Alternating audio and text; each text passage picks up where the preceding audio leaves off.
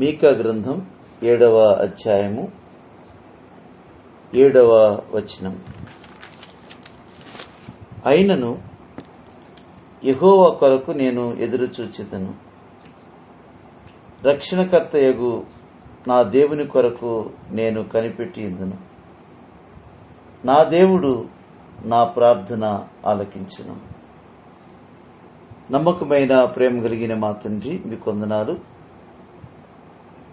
ఈ రాత్రి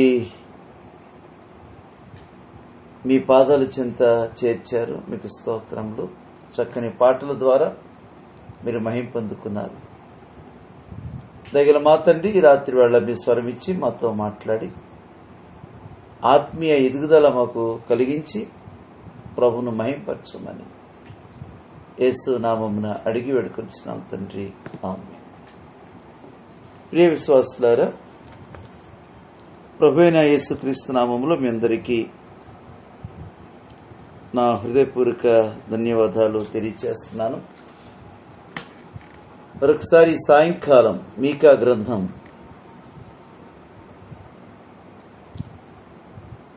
బైబిల్ గ్రంథములో ఇది 33వ పుస్తకం.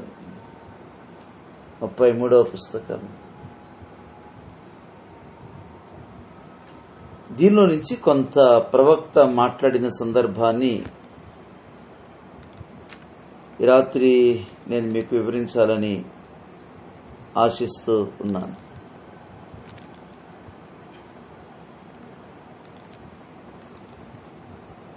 ఇక్కడ ప్రవక్త జీవితంలో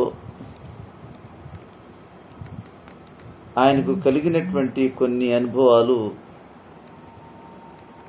మీదుట ఈ రాత్రి ఉంచాలని ఆశిస్తూ ఉన్నాను. అయినను యెహోవా కొరకు నేను ఎదురు చూచెదను,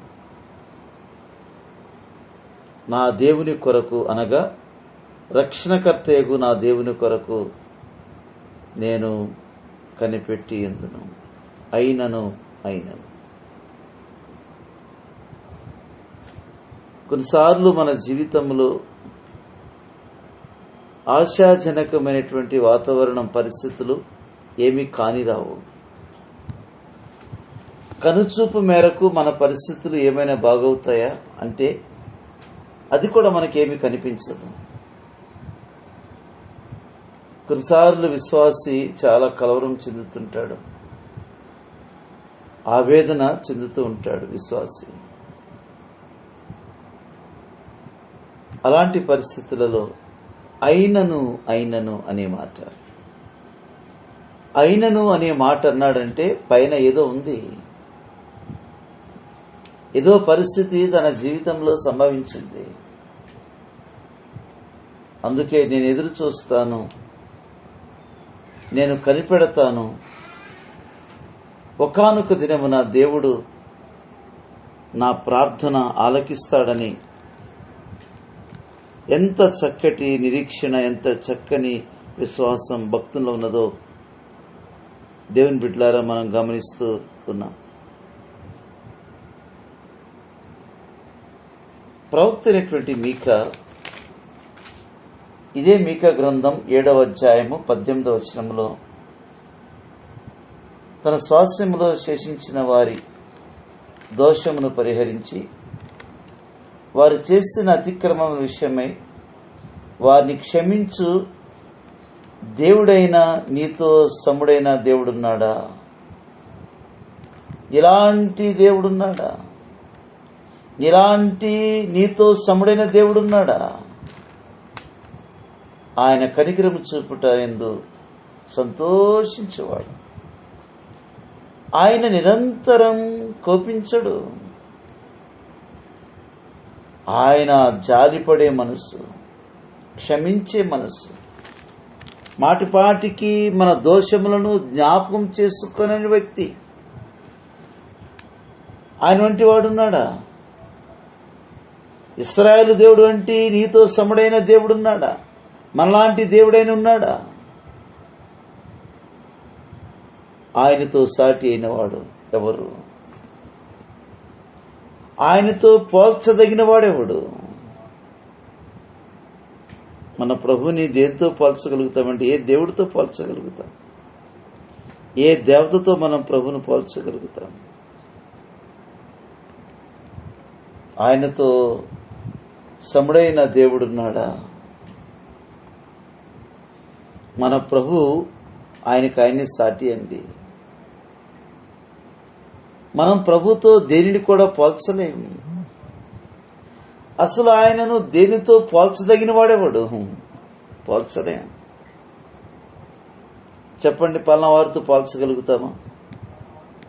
పలానా వ్యక్తులతో ప్రభుని పోల్చగలుగుతామా? పోల్చలేం. పోనీ మనతో పోల్చగలుగుతామా? ఆయన పాపమును క్షమించటలో, ఏమండి, కనికరము చూపుటలో క్షమించు దేవుడు. మరి మనం పోల్చుకుంటే మనం క్షమిస్తామా చెప్పండి? పోనీ మనం దేవునితో పోల్చుకుంటే మనలో క్షమాపణ లేదు కదా, ప్రతీకారంతో రగిలిపోతున్నాం కదా. ఎవరినైనా చూడండి. మరి మన ప్రభు ఆయనతో సముడైన వాడు ఎవరున్నారు చెప్పండి? మనం ఉన్నామా? పోనీ ఆయన పిల్లలమే కదండి. ఆయన క్షమించేవాడు. ఆయన క్షమించటలో సమమైన వాడు ఎవడైనా ఉన్నాడా? దేవుని బిడ్డలారా, ఆలోచించేయండి. కొన్నిసార్లు మనం చాలా తక్కువ చూస్తాం. ఇతను క్షమించాలన్నా, ఇతను ప్రేమించాలన్నా కొన్ని అర్హతలు మనం గమనిస్తూ ఉంటాం. ఆయనతో సమమైన వాడు ఎవరైనా ఉన్నారా? పాపను క్షమించటంలో ఆయన వల్ల పాపాలు ఎవరు క్షమిస్తారు చెప్పండి? ఉన్నారండి అటువంటి వాళ్ళు? చిన్న చిన్న విషయాలు క్షమించడం వేరు గాని తను నిందించిన వారిని, తను దూషించిన వారిని, తనకు సిలువకు అప్పగించిన వారిని, ఆయన రకరకాలుగా మానసికంగా విధించిన వారిని, మాటలతో కృంగదీసిన వారిని కదండి. ఆయనను వస్త్రహీనుడు చేశాడు. ఏమండి, నలుగురిలో వస్త్రహీనుని చేశారు. సమాజంలో ఈడ్చారు ప్రభుని. సిలువలో ఆయనను చేసినటువంటి తీరు, వస్త్రహీనత, కొంచెం వస్త్రం మాత్రమేనకు. కానీ ఆయన క్షమించుటలో సమమైన వారు ఎవరున్నారు? మన కండిషన్స్ పెట్టుకుంటాం. ఈ కండిషన్లోనైతేనే క్షమిస్తానని కదండి. ప్రభు కండిషన్ పెట్టారా? క్షమించుటలో నేను క్షమించటానికి ఈ కండిషన్స్ అప్లై అని ఒక మాట అన్నారా? ప్రభు లేదు. నిజమే, ఆయన వంటి వాడెవరు? దేవునితో సమమైన వాడు ఎవడైనా ఉన్నాడా? ఎవరు లేరు కదా, ఎవరు లేరు. మరి మనమైనా ఉన్నామంటే మనం కూడా లేము. ఏమండి, మనం అసలు క్షమించాం, అసలు ప్రేమించాం. పైకి నటన మనది. ఆయన వంటి సమమైన వాడు, ఆయనను పోలినవాడు. పోనీ ఆయన ఇక్కడ అంటున్నాడు, ఆయన కనికరించేవాడు అంటే ఆదరించేవాడు. కనికరం అంటే ఆదరణే కదండి. ఆదరణ. మనం ఎవరికైనా ఆదరణ చూపిస్తున్నామా? వాడికి అట్లానే అవ్వాలి, అట్లానే ఉండాలి, చేసాడు, అంతేగాని మంచిగా అయింది అట్లానండి. మన ప్రభువులే ఆదరించేవాడు ఎవడైనా ఉన్నాడా? ఆయనకు సమమైన వాడు ఎవరైనా ఉన్నారా? ఆయన కనికరించటంలో, ఆయన ఆదరించటంలో ఆయనే సాటి అండి. మనకు ఆదరించడం చేత కాదు, పలకరించడం చేత కాదు, పరామర్శించడం మనకు చేత కాదు. మాటలు మాత్రం చాలా గొప్పగా చెప్తాం మనం కదా.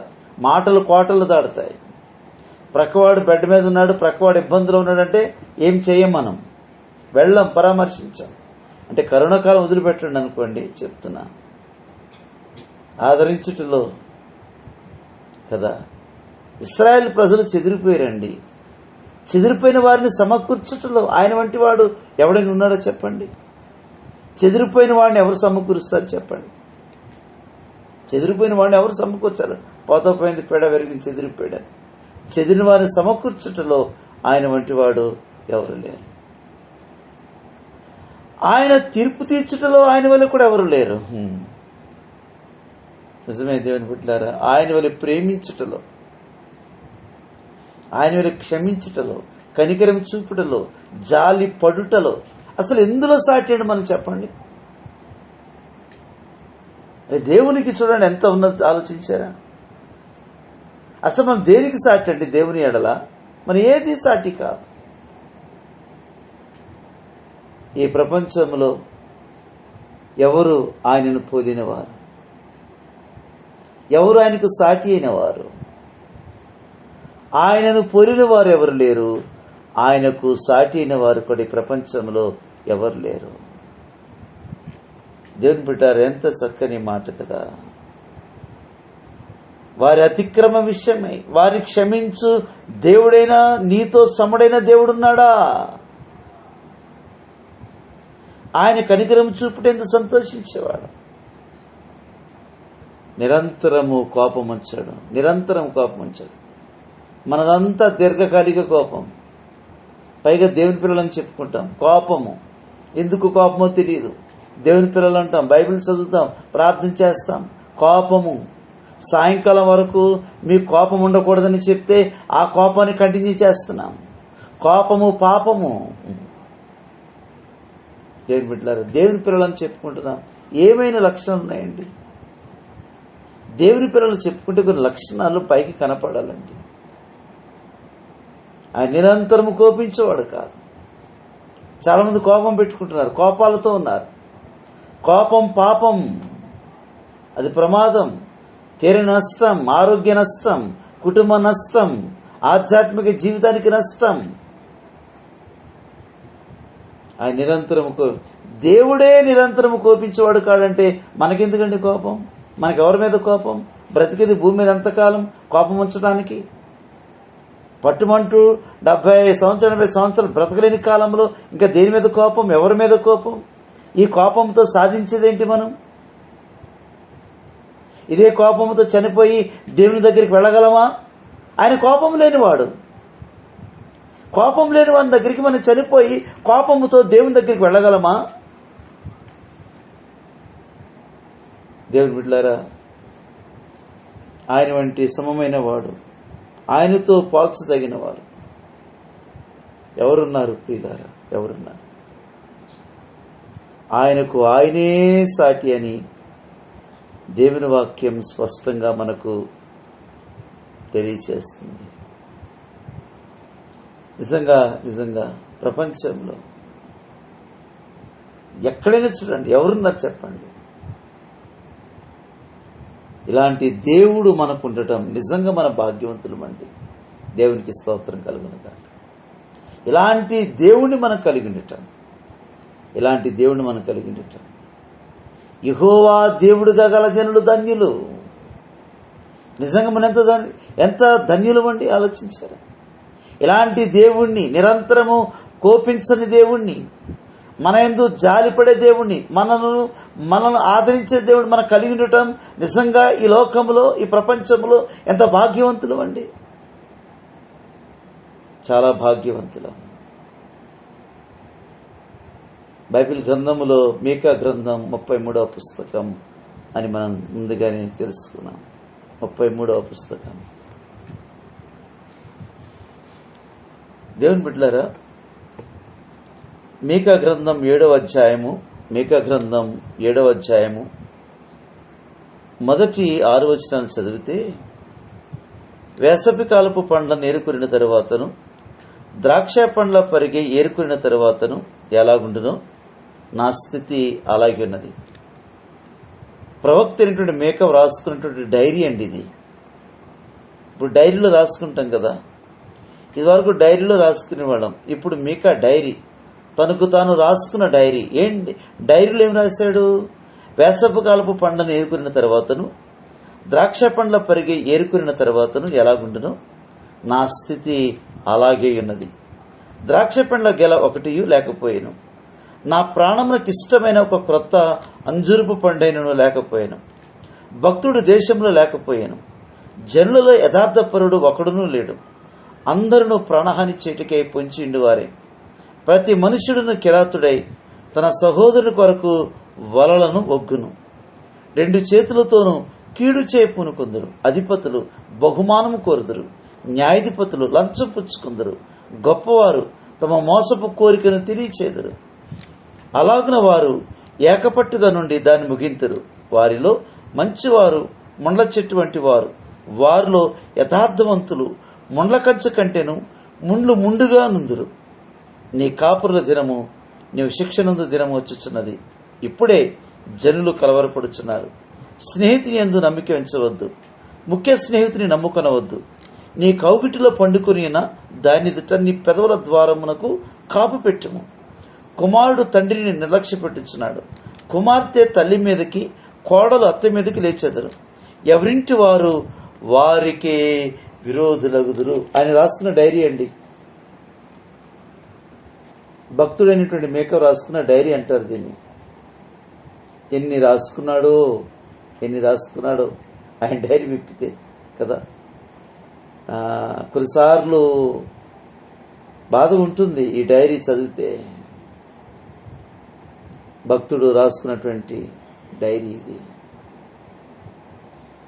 ఆ డైరీ అంతా రాసిన తర్వాత అండి, ఆయన ఎంత జరిగిన తర్వాత ఆ భక్తుని యొక్క జీవితంలో ఆ సంక్షోభం, ఆ పరిస్థితుల్లో ఈ మాట అన్నాడండి. 7వ వచనం చూస్తారా? 7వ అధ్యాయం 7వ వచనం. అయినను యెహోవా కొరకు నేను ఎదురు చూచెదను, రక్షణకర్తయగు నా దేవుని కొరకు నేను కనిపెట్టిందును. నా దేవుడు ఒక రోజునైనా నా ప్రార్థనలకు ఇస్తాడు. ఒక రోజైనా 10 రోజులైనా ఎప్పటికైనా నా దేవుడు నా ప్రార్థనలకు ఇస్తాడు.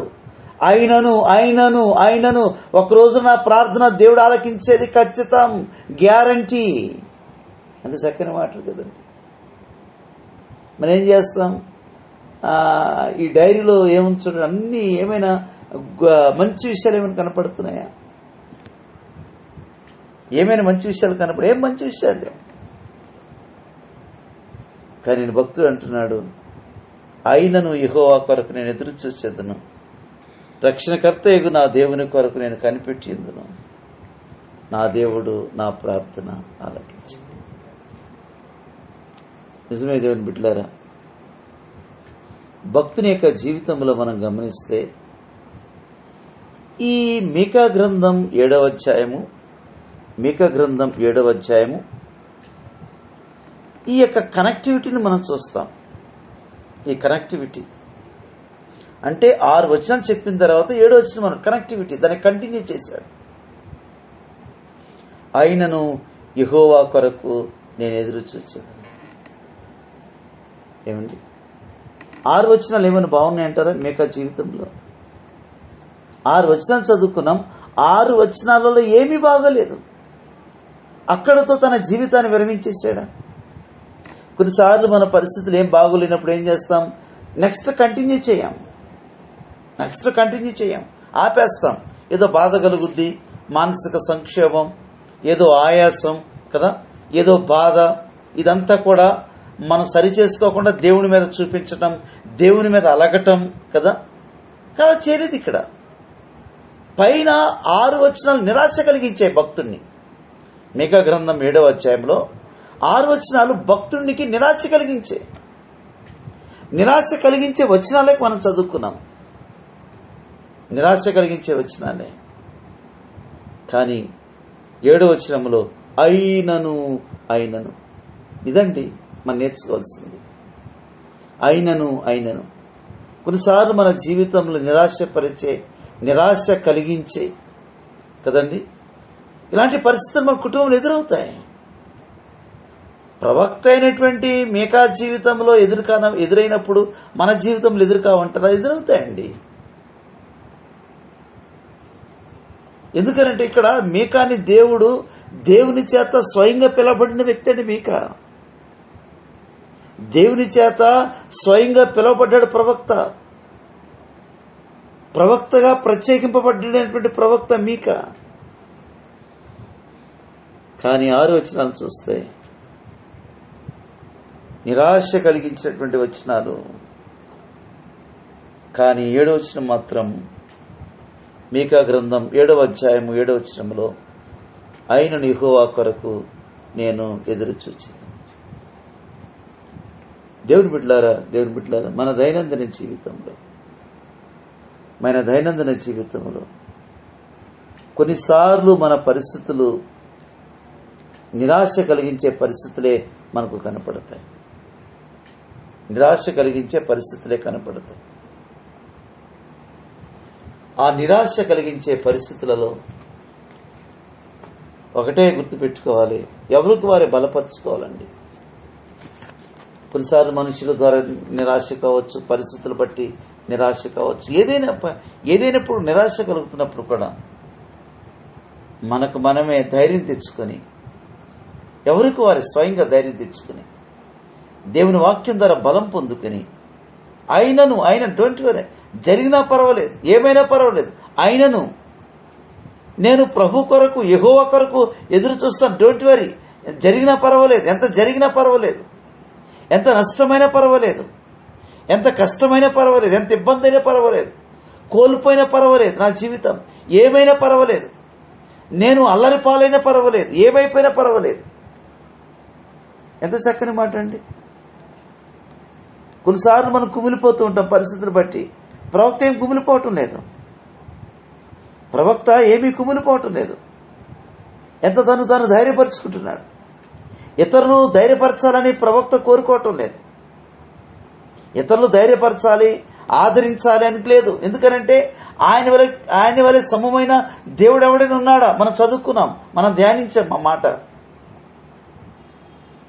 కాబట్టి ఆయన పోలిన జీవితం మనం దేవుని బిడ్డల అర్థం చేసుకోవడానికి ప్రయత్నించేద్దాం. మొదటి ఆరు వచనాలలో నిరాశ కలిగించే వచనాలు మనం చూస్తూ వచ్చాం. మీకా గ్రంథం 7వ అధ్యాయము మనం చదువుకుంటున్నాం. మీకా గ్రంథం 7వ అధ్యాయము మనం ధ్యానిస్తూ వచ్చాం. ఇప్పటి వరకు లేటుగా జాయిన్ వరకు మరొకసారి ఆ మాటలు రిపీట్ చేయడం జరుగుతుంది. మీకా గ్రంథం 7వ అధ్యాయం. నిజమే దేవుని బిడ్డలారా, భక్తుని జీవితంలో ఎన్నో నిరాశ కలిగించే విషయాలు కనపడుతూ ఉన్నాయి. అయితే ఒకటి గుర్తుపెట్టుకోండి, నిరాశ కలిగించే పరిస్థితున్నప్పుడు కూడా 7వ వచనం ఒక పరిష్కార మార్గం గుండా వెళుతున్నాడండి. 7వ వచనం పైగా 9వ వచనం కూడా చూడండి. 9వ వచనం, నేను యెహోవా దృష్టికి పాపము చేసి తిని కనుక ఆయన నా పక్షమున వాద్యమాడి నా పక్షమున న్యాయం తీర్చే వరకు నేను ఆయన కోపాగ్నిని సహింతును. ఆయన నన్ను వెలుగులోనికి రప్పించును. ఆయన నీతిని నేను చూసేదను. దేవునికి స్తోత్రం, హల్లెలూయా. నన్ను ఒక రోజున వెలుగులోకి తీసుకొస్తాడు అనుకుంటున్నావేమో. ఈ ఫ్యామిలీ పని అయిపోయింది, ఈ వ్యక్తి పని అయిపోయింది, ఇక అంతే అనుకున్నావేమో. ఒకవేళ ప్రభు నన్ను ఆయన ఒకవేళ కోపంతో నన్ను శిక్షించిన నేను సహిస్తాను. ఒక రోజున ఆయన నన్ను వెలుగులోనికి రప్పిస్తాడు. నేను ఆయన నీతిని నేను చూస్తాను. అదండి ఆధారం. అంటే పరిష్కార మార్గం కూడా భక్తుడు చూస్తున్నాడండి. పరిష్కారం కూడా భక్తుడు చూస్తున్నాడు. శిక్ష మాత్రమే కాదు, అక్కడ పరిష్కార మార్గం కూడా ప్రభు చూపిస్తూ ఉంది. దేవుని బిడ్డలారా, మనం ప్రభు పిల్లలం. కొన్నిసార్లు మనకుంటాయి ఇలాంటి కొంచెం లోట్లు ఉంటాయి, కానీ పరిష్కార మార్గములు ఎంత చక్కగా మీకా తన డైరీలో ఈ వచనాలు రాసుకున్నాడు. భక్తుడు మొదటి 6 వచనాలు మనం చదువుకున్నాం కదండి. మొదటి 6 వచనాల్లో 4 సంగతులు చెప్పాడు మీకా. ఏంటి 4 సంగతులు అని అంటే, మనం చదువుకున్న మీకా గ్రంథం 7వ అధ్యాయంలో 6 వచనాలలో 4 సంగతులు చెప్పాడు. అంటే నిరాశకరమైన పరిస్థితుల్లో ఏంటి ఆయన యొక్క ఆశ అనంటే వివరించాడు తన యొక్క డైరీలో. నెంబర్ 1, భక్తుని యొక్క వ్యక్తిగత పరిస్థితి వివరించాడండి. భక్తుని యొక్క వ్యక్తిగత పరిస్థితిని వివరించాడు. రెండవది, భక్తుని యొక్క కుటుంబ పరిస్థితిని వివరించాడు. మూడవది భక్తుని యొక్క సమాజం లేదా సంఘం యొక్క పరిస్థితి వివరించాడు. ఆనాటి సమాజం కావచ్చు, నేటి సంఘం కూడా కావచ్చు. నాలుగవది భక్తుడు నివసించే దేశం యొక్క పరిస్థితి వివరించాడు. ఒకటి, భక్తుని వ్యక్తిగత పరిస్థితి చెప్పాడు. భక్తుని యొక్క కుటుంబ పరిస్థితి చెప్పాడు. భక్తుని యొక్క ఆనాటి సమాజం లేదా సంఘం యొక్క పరిస్థితులు చెప్పాడు. భక్తుడు నివసించే దేశము, వాటి యొక్క పరిస్థితి వివరిస్తూ వచ్చాడు. ఆయన వివరణ మన జీవితానికి అదెంతో ఆత్మీయత కలిగిస్తుందని మనం గమనించాలి. భక్తుని యొక్క వ్యక్తిగత పరిస్థితి వివరిస్తున్నాడండి.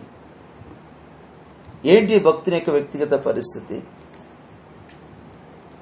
ఆయన స్థితి వివరించటం మనం గమనిస్తే 7వ అధ్యాయం 1వ వచనం,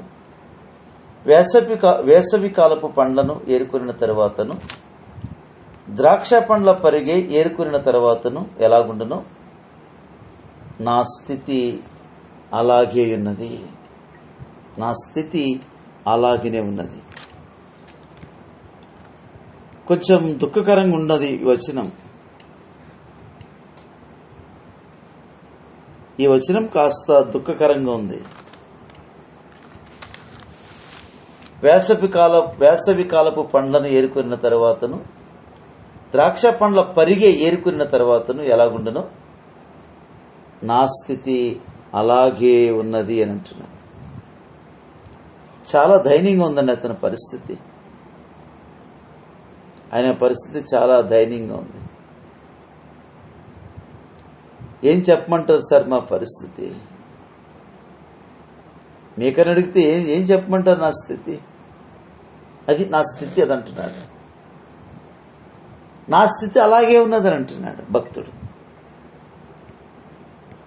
కదా. ఎవరైనా కనపడినప్పుడు ఏంటి సార్ అని అంటే ఏముందండి అని అంటాను.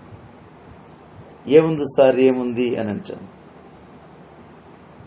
కానీ దేవుని బిడ్డలారా, ఆయన స్థితి గురించి మాట్లాడుతున్నటువంటి భక్తుడు. మనం అనుకుంటాం అందరికీ మంచి స్థితి ఉంటుందేమో అనుకుంటాం, కానీ ఎవరి పరిస్థితులు వాళ్ళకు ఉంటాయండి. ఎవరి స్థితి వాళ్ళకు ఉంటుంది. కదిపితే ఏం చెప్పమంటారు పాస్టర్ గారు అని అంటారు.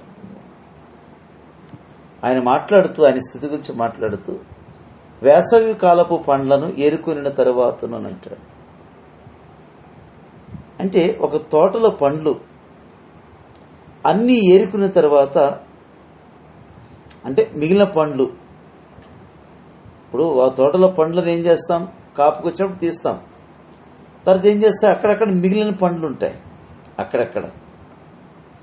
దాన్ని మనం ఏమంటున్నాడు, పరిగె అంటున్నాడు. పరిగె అంటాం. ఆ పరిగె పండ్లను ఏరుకున్న తర్వాత తోట ఎలా ఉంటుంది ఏమండి? పరిగా ఇప్పుడు మనం తోట ఉన్నదనుకోండి, తోటంతా పండంతా తీసుకుంటాం. పండున్నప్పుడు తోట ఒక రకంగా ఉంటుంది, కోసేసిన తర్వాత పండ్లు ఒక రకంగా ఉంటాయి. అంటే ఆ చెట్టు, ఆ తోట ఒక రకంగా ఉంటుంది. పరిగె ఉంటుంది. పరిగె కూడా ఉన్నప్పుడు కూడా చాలా బాగుంటుంది. పరిగె ఏరుకున్న తర్వాత తోట ఎలా ఉంటుంది చెప్పండి? ఇక్కడ వేసవి కాలం అంటున్నాడు, గమనించారు కదా. ఇక్కడ వేసవి కాలం అంటే ఎలా ఉంటుంది? వేసవి కాలం ఆకులు పచ్చగా ఉండవు కదండి. ఆకులు లేక, పచ్చదనం లేక, కొమ్మలు లేక, రెమ్మలు లేక, ఎండిపోయిన స్థితి. అది నా స్థితి అని చెప్తున్నాడు. ఎంత విచారమో ఆలోచించారా? ఆయన దేనికి పోల్చుకుంటున్నాడో ఆలోచించారా? ఏమండి, పండ్లున్నటువంటి ఆ తోట పండ్లన్నీ వచ్చిన తర్వాత కాస్త కొంచెం పరిగి ఉంటుంది. అప్పుడైనా తోటలోకి ఎవరు వెళ్తారు? ఇక ఆ పరిగి కూడా ఏరుకున్న తర్వాత చూడండి పరిస్థితి. ఏమైనా పచ్చదనం కనపడుతుందా? అది వేసవకాలం. ఎక్కడ కూడా పచ్చదనం అనేది శూన్యం. కొమ్మలు ఎండిపోతాయి, రెమ్మలు రాలిపోతాయి, ఎక్కడ చూసినా ఎండిపోయినది, ఎండిపోయినటువంటి ఆకులు కదండి. అంటే చూడడానికి ఆ తోట అందముగా కనిపించదు. నా పరిస్థితి అలానే ఉంది అని భక్తుడు చెప్తున్నాడండి. నా పరిస్థితి అలానే ఉంది. నా స్థితి ఎండిపోయిన స్థితి. వేసవి కాలపు పండ్ల తోట అన్నీ ఏరుకున్న తర్వాత అదెంత సొగసు కోల్పోతుందో, ఎంత వాడిపోతుందో, ఎంత ఎండిపోతుందో. నా జీవితం, నా పరిస్థితి, నా స్థితి అలానే ఉన్నదని భక్తుడు వివరించటం చాలా విశేషమైనది. ఏమైనా అందంగా కనపడుతుందండి తోట? కనపడదు. కొన్నిసార్లు ఏంటండి మీరు అట్లున్నారని అంటే, అన్ని రాలిపోయిన జీవితం, మోడుబారిన జీవితం, ఎట్లా అందంగా ఉంటుంది చెప్పండి. నా స్థితి అలాగనే ఉన్నది అని అంటున్నాడు. నిజమే దేవుని బిడ్డలారా. ద్రాక్ష పండ్లు ఏరుకున్న తర్వాత అంటే ఏ మాత్రం కూడా అతని జీవితంలో పచ్చదనం అనేది కనపడటం లేదండి. ఎక్కడ కూడా పచ్చదనం కనపడటం లేదు. ఆయన స్థితి గురించి చెప్తున్నాడు. అంటే ఎండిపోయింది. అందుకనే కీర్తనకారుడు 1వ అధ్యాయము కీర్తన గ్రంథం 3వ వచనము, ఆకు వాడక, ఆకు వాడితే ఎండిపోతుంది. ఆకు వాడితే ఇక ఎండిపోయిన స్థితి. ఇక ఆకు వాడకూడదు, వాడిందా ఎండిపోతుంది, ఎండిపోయిన స్థితి. ఏమండి, అది పచ్చగా కనపడితేనే కళకళగా కనపడుతుందండి, కళగా ఉంటుంది. అది కళగా కనపడాలంటే దానికి పైరు పచ్చదనం, దానికి పచ్చదనం ఎంత ఆహ్లాదకరంగా కనపడుతుందో కదా. అంటే ఈ పచ్చదనం క్షేమమునకు గుర్తు. భక్తుడు అంటున్నాడు, నాది ఎండిపోయిన స్థితి అంటే నా జీవితంలో క్షేమము కనపడని స్థితి. సార్ మీకా గారు, హౌ ఆర్ యూ సార్, ఎట్లా ఉన్నారు మీకా గారు అంటే ఏమంటాడు? ఏం చెప్తాడు? ఇదే ఆన్సర్ ఇస్తాడు. ఏం చెప్పమంటారు సార్, ఏం చెప్పమంటారు? మీకా గ్రంథం 7వ అధ్యాయం 1వ వచనం సార్ అంటాడు. ఏంటి సార్ ఎలా ఉన్నారంటే మీకా గ్రంథం 7వ అధ్యాయం 1వ వచనం. సార్ మీరు ఎట్లున్నారని అంటే మనం అది కూడా కొన్నిసార్లు చెప్తారు కొంతమంది. నాది మీకా గ్రంథం 7వ అధ్యాయం 1వ వచనం అని అంటారు చాలా మంది. ఒక దైవజనుడు ఊర్లో అంటారు, మన రాజేష్ పాస్టర్ గారు తెలుసు. రాజేష్ పాస్టర్ గారు ఎవరినైనా ఊర్లో అడిగారు అనుకుంటే, ఏమో ఎలా ఉన్నావు అంటే ఏమంటారు? అదే బాగయ్యా అని అంటారు. ఏమ్మా ఎట్లున్నావు అంటే ఎట్లుంటావు అదే బాగున్నారంటే అదే బాగు అని అంటారు. అంటే ఏంటి అర్థం? 7 ఒకటే, మీకా 7 ఒకటే, అదే బాగంటే 7 ఒకటే. నిజమే దేవుని బిడ్డలారా. మనకు ఆధ్యాత్మిక స్థితిని కూడా చూసుకోవాలండి. మన ఆధ్యాత్మిక స్థితిని కూడా చూసుకోవాలి. మరి మన ఆధ్యాత్మిక స్థితి చూడాలంటే ఎక్కడికి వెళ్ళాలి? యాకోబు దగ్గరికి వెళ్ళాలి. యాకోబు చెప్పాడు, అద్దంలో చూసుకుంటే ముఖం తెలిసిపోతుంది. నువ్వు స్పిరిచువల్గా ఎంత స్ట్రాంగో, ఎంత గొప్పవాడువో, అసలు ఏంటో. వాక్యం అనే అద్దం దగ్గరికి వెళితే తెలిసిపోతుంది మన ఆధ్యాత్మిక, మన ముఖం ఎంత కళకళలాడుతుంది, అసలు ఏంటి కదా. ఆధ్యాత్మిక వాడిపోయేమా, ఎండిపోయేమా? భౌతికంగా కాదు మాత్రమే కాదు, ఆధ్యాత్మిక కూడా ఎండిపోయిన జీవితాలు ఉంటాయి, వాడిపోయిన జీవితాలు ఉంటాయి. వాక్యం అనే అద్దంలోనికి మన యొక్క సహజ స్థితి కనపడుతుంది. అద్దం చూపించేస్తుంది మన జీవితాన్ని. నిజమే దేవుని బిడ్డలారా. చాలా మంది అనుకుంటున్నారు పచ్చదనమునకు పచ్చనోట్లు అని అంటున్నారు. ఏం కారణం కాదండి. పచ్చదనానికి పచ్చనోట్లకి ఏం సంబంధం లేదు. చాలా మంది క్రైస్తవ్యం ఒక ఊహల్లో ఉన్నారు. పచ్చదనమునకు పచ్చనోట్లు కారణం. చాలా పొరపాటు, అది తప్పు. దేవుని వాక్యం అంగీకరించదు. నీ పచ్చదనానికి నీ పచ్చ నోట్లకి ఏమి సంబంధం లేదు. పచ్చగా ఉండాలంటే పచ్చ నోట్లు అంటున్నారు, ఏమాత్రం కాదు. చాలా మంది పచ్చ నోట్లు ఉంటాయి కదండి పచ్చదనం అంటే. కొంతమంది స్పిరిచువల్ స్టాండర్డ్ కాస్త లోగా ఉన్నవాళ్ళు, నామినల్ క్రిస్టియన్స్ కదా, ట్రెడిషనల్ క్రిస్టియన్స్ మాత్రం మాట అనుకుంటారు, అందరూ అనుకోరు. పచ్చదనానికి పచ్చనోట్లు కారణం ఏమాత్రం కూడా కాదు. దేవుని బిడ్డలారా, పచ్చనోట్లు ఉంటే పచ్చగా ఉంటాం, ఏమాత్రం కూడా కాదు. పచ్చనోట్లకు పచ్చదనమునకు ఏ మాత్రం కూడా సంబంధం లేదు. బైబిల్ని అడిగితే ఏం చెప్తుంది? కారణాలు బైబిల్ అడిగితే ఏం చెప్తుంది? ఒక వ్యక్తి ఆకు వాడక పచ్చగా ఉండాలనంటే ప్రధానమైన కారణం అది నీటి యోరను నాటబడాలి అని చెప్తున్నాడు. ప్రధాన కారణం చెప్పాడు కీర్తనకారుడు. అంటే స్పిరిచువల్ లైఫ్ కావచ్చు, ఫిజికల్ లైఫ్ కావచ్చు అండి, ఈ మెంటల్లీ కూడా కావచ్చు, ఏదైనప్పుడు కూడా ప్రధానమైన కారణం ప్రశాంతతకు నీటి యోరను నాటబడిన చెట్టు.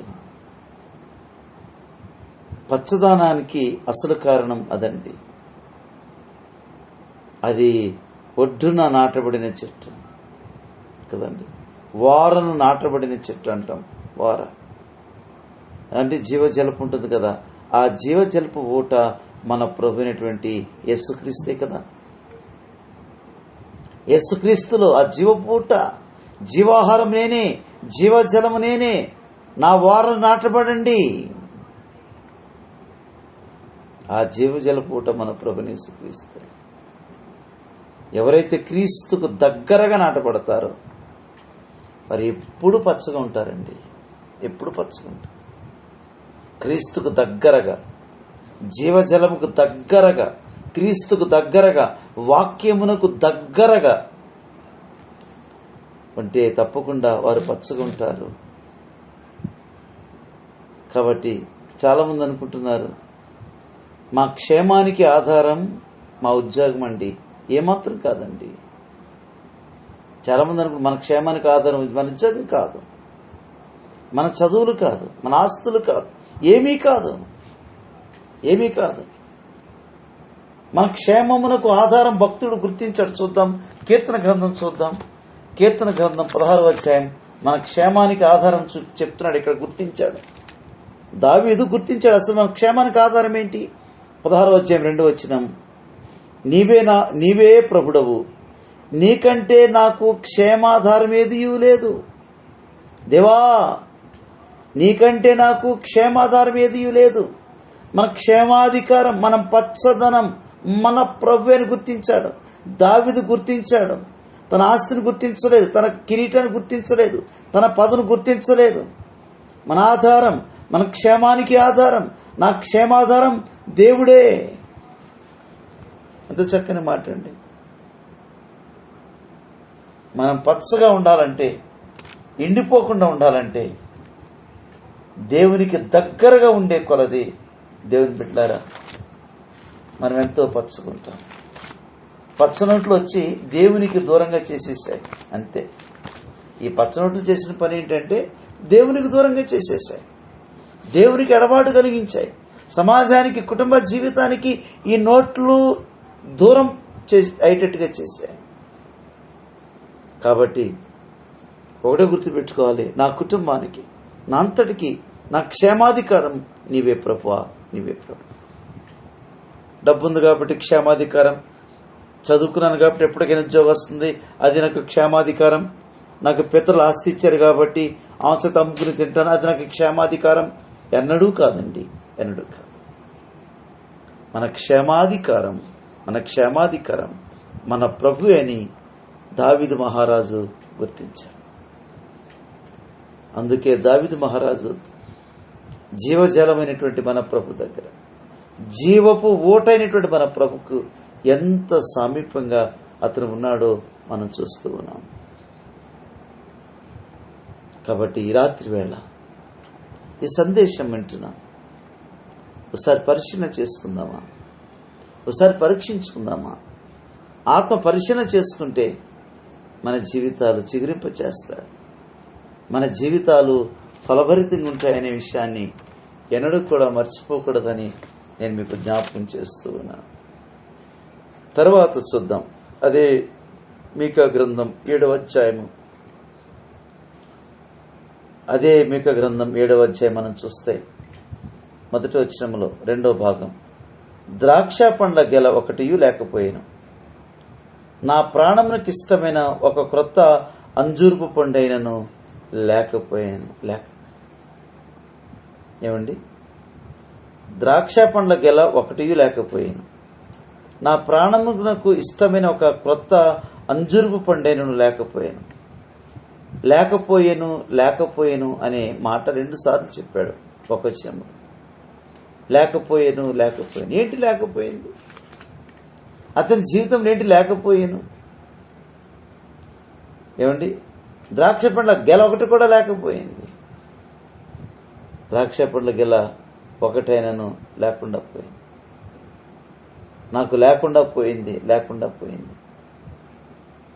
కొంచెం బాధ కలుగుతుంది కదండి. ఒకటియు లేకపోయాను, అంజూరపు పండైనను లేకపోయాను. దేవుని బిడ్డలారా, మనం గమనిస్తే 2 విషయాలు చెప్పాడు.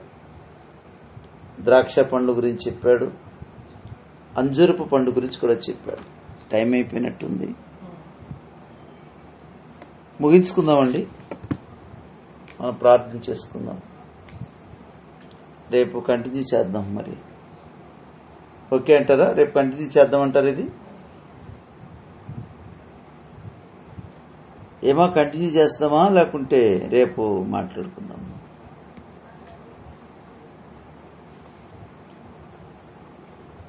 సమస్త జ్ఞానములకు మించిన మన తండ్రి అయిన సమాధానం యేసుక్రీస్తు వల్ల మీ హృదయములకు మీ తలంపులకు